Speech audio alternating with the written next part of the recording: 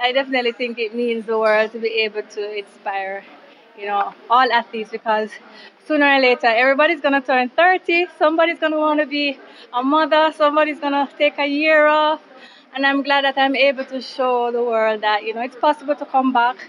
It's possible to come back, get a medal, run fast, throw far, jump high. So I'm glad that I'm able to give that inspiration to other athletes. I believe that as athletes, our emotions are what makes us real and relatable. And I think I've I was disappointed in the 100 mainly because I felt I didn't run the best race, and that cost me. And as an athlete, you want to make sure that every time you step at the line, technically you're running a best race to give yourself the best chance. Whenever I step at the line, it's always the intention is I'm going to the line for first, and it means you have to execute a certain way to get that. And I think, as I said, no excuse. I mean, no excuse because for championship you just have to be ready regardless. But I don't know what happened on the third stride, and I kind of just started to instead of holding my face, I just rushed through the phase, and what happened. But again, with disappointment comes learning lessons. So you take the lessons and you move on. And I was hoping, to come to the 200 and to have a good race. And I think even though I finished outside of the medals and I'm not going to be standing on the podium, I still think I ran a good race. And I cannot take that away from myself. I think I ran a good race, and I think I was competitive in the race, and I think I'm proud of that, and I'm happy with that, even though I'm not standing on the podium. What are the intentions for the 4x1? If I would be running the heats, I don't think so. I mean, if I have to, and it's a situation where there's nothing else to do, then I will find the strength and the guts to do it.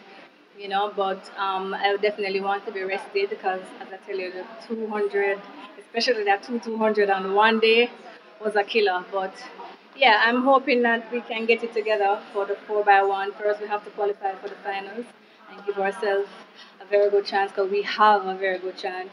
And then get the baton around in the best possible way and whatever works for us in terms of assembling the team. I'm hoping that everything works out good.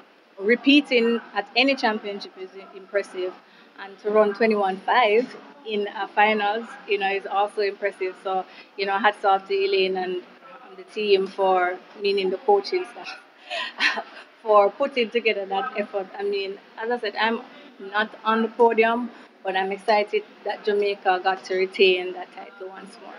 If I'm harboring thoughts of another what? Olympics? No, I'm not.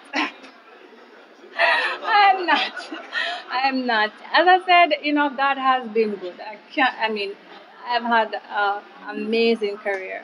And I think for me, I really hope Corona didn't happen because then this year would have been my, World Championship in Oregon would have been it. So I'm mentally preparing myself, seeing what next year will bring because I would definitely love to have my family close, all my family to Portland for the World Championship. I saw the 400, the one with Warholm that you're talking. Insane, right? He's a machine. I mean, 45. I mean, there are men who can't run 45 for a flat four.